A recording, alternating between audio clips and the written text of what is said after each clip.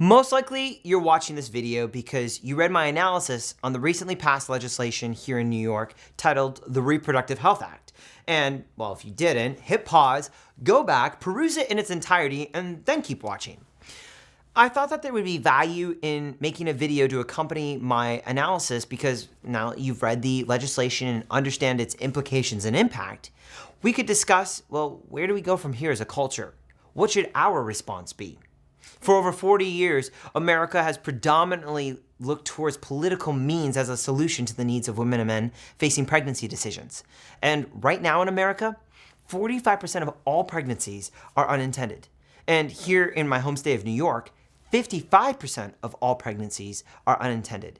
And although politics plays a prominent role within our culture and our lives and should definitely be something we're engaged with, at the end of the day, it's not the answer to the needs of women and men facing unintended pregnancies. The answer for them, it's you, it's me.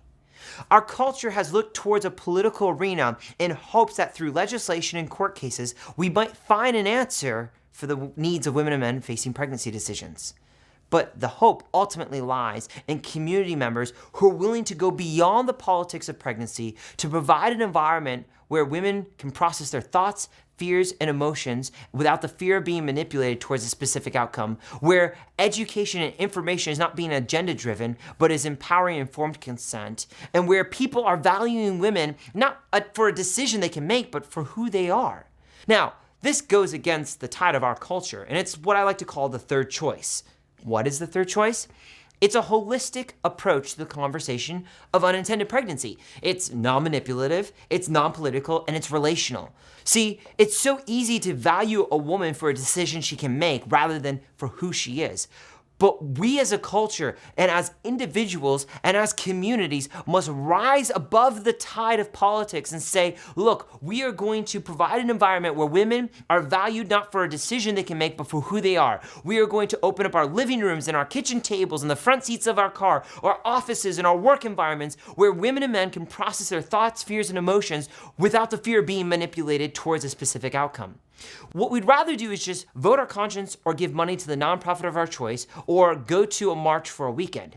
But it's so much more inconvenient to get involved in the messiness of the individuals within our community who are walking through the decision process of an unintended pregnancy. But that's exactly where the third choice thrives. See, the third choice recognizes that we must become inconvenienced, that no longer can we just vote our conscience or give money to the nonprofit of our choice, but now we must become in some way the answer to the needs of women and men who are facing unintended pregnancy decisions. Only then, as a culture, can we begin to transform the way our communities respond to the issues of unintended pregnancy and thereby bringing hope to women and men who so often are abandoned in their moment of need.